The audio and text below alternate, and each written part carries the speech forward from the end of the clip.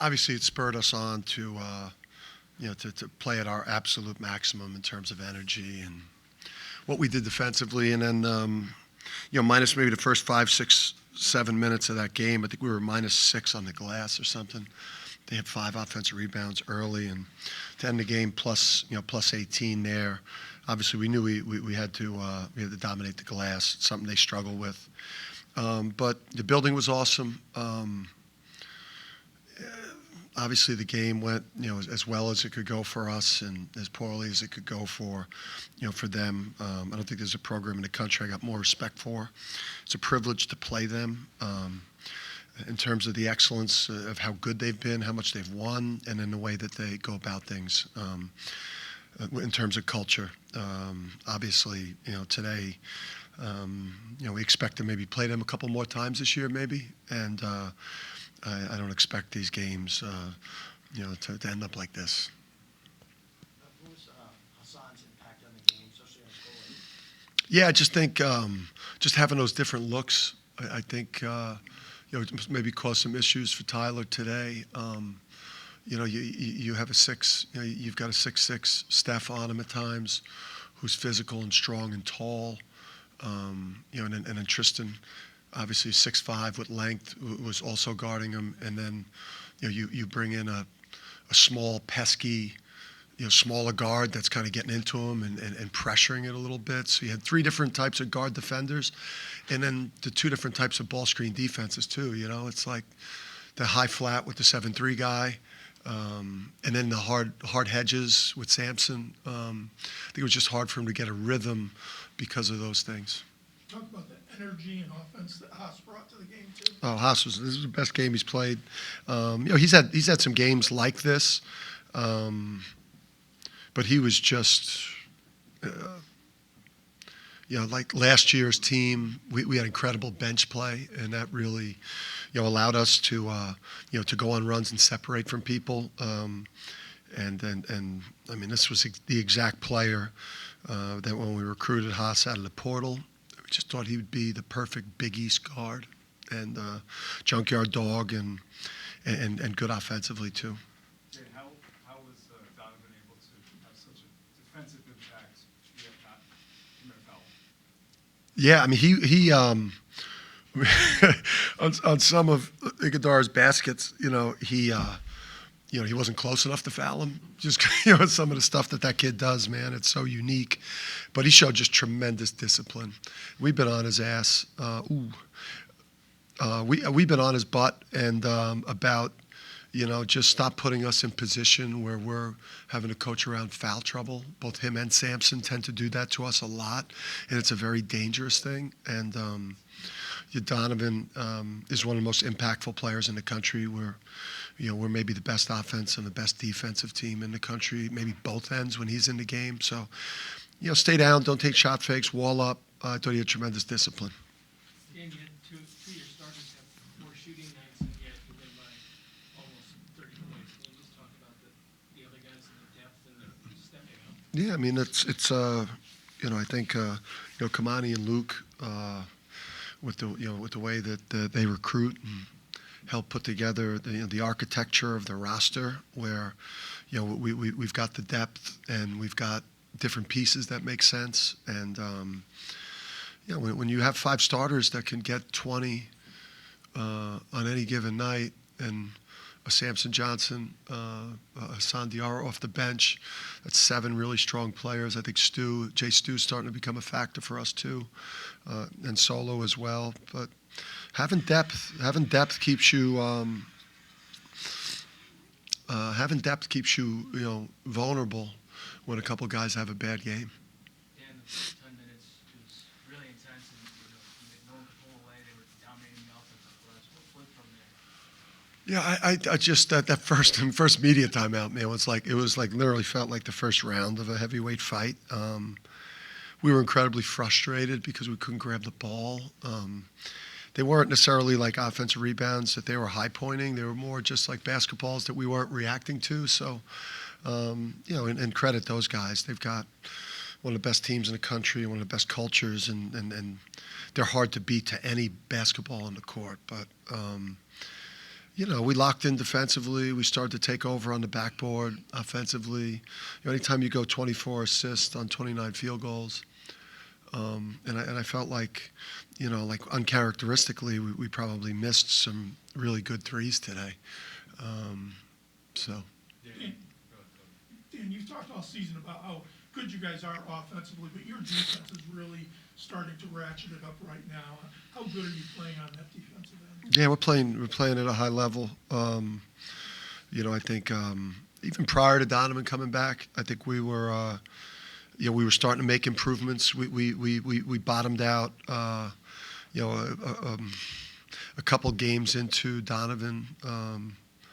Donovan's injury, but the defense started trending up a couple games before Donovan got back, and then since Donovan's come back and does what he does in terms of rim protection and now he's contesting 3-point shooters on the perimeter too. That's I think this group has got. You play elite offense, you play elite defense, and you're a great rebounding team, and you play harder than the opponent. That doesn't give them a lot of places to go. Group seems to kind of rise to the occasion since really towards the end of last year. What is it about it that you can do that? Yeah, we did it all last year. We did it all this season except January. And you guys know how I feel about January. Now I feel, we feel much better about January. But January was just a tough month for us. Part scheduling, part meltdowns. But this is who we've been. We've only lost to top teams, minus that month of January.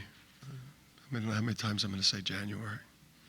Dan, what is it, not very many coaches have ever had a stretch like you've had the last calendar year or so.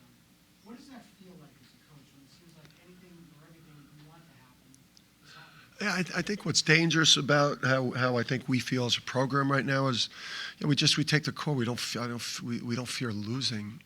Just knowing what we dealt with last year, that tough stretch in January, and then going on and doing what we did and dominating the tournament and winning a national championship, and knowing that we dealt with a lot of adversity. I just don't think that I'm.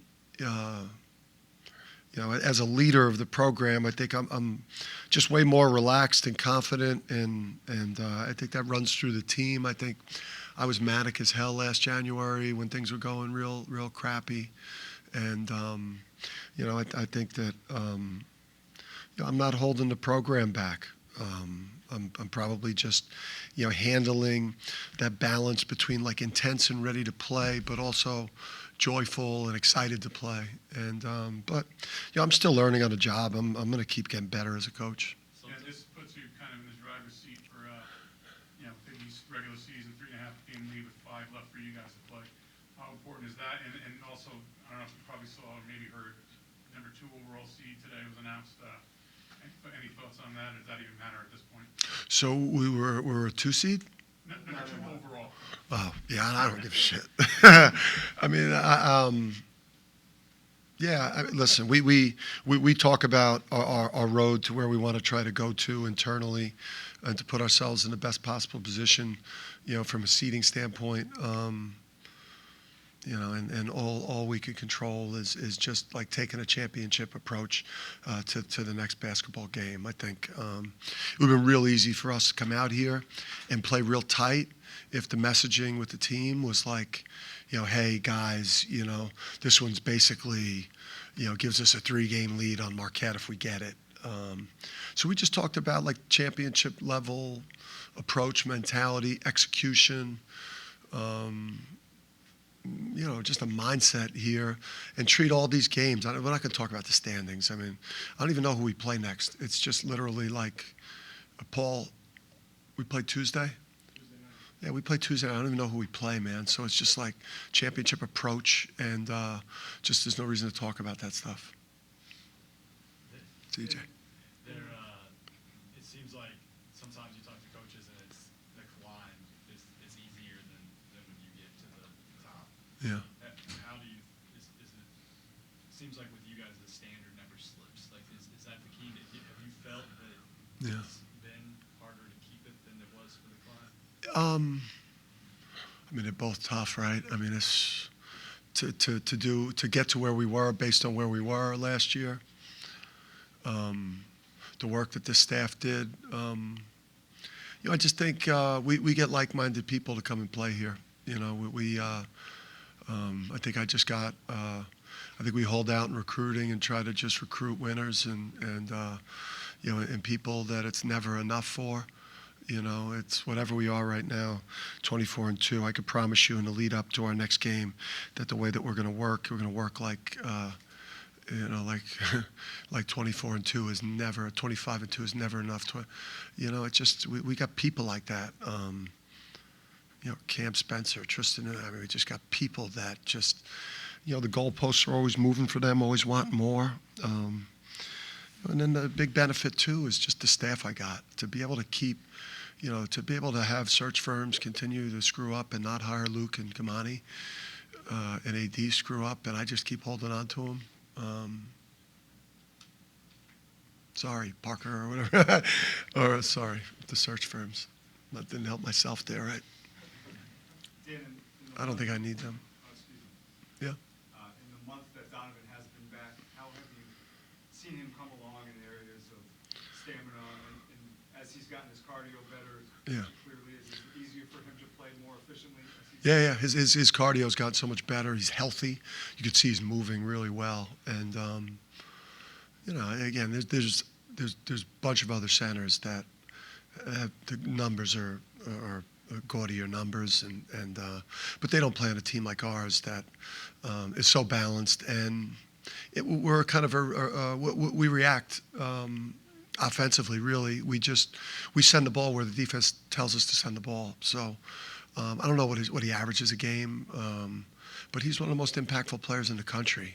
There's top 2, top 3 most valuable players in the country. That kid. Dan, since becoming number one, I think it's been 5 weeks now. How impressed are you with the players that weren't here last year? How they've handled this? Yeah, I just think Cam. There's really 3 things. Haas was in the rotation last year, but I think later in the year he kind of fell out a little bit. Samson was hurt, so he didn't get to really experience it as like a guy. And then Cam. Cam is everybody in this program values Cam and loves Cam, and we've all experienced everything that we're going through in college this year, but Cam hasn't, and we love our brothers here, and we want Cam to experience, what it's like to be top of food chain in college, playing in the biggest of games, making a run in March, competing for championships, because nobody deserves to play in these types of moments more than Cam with what he's brought to us and just the drive, the passion, the competitiveness, will that he's instilled in his team after losing some junkyard dogs that we had last year with Adama Hawk, Andre. So he's added a lot that way.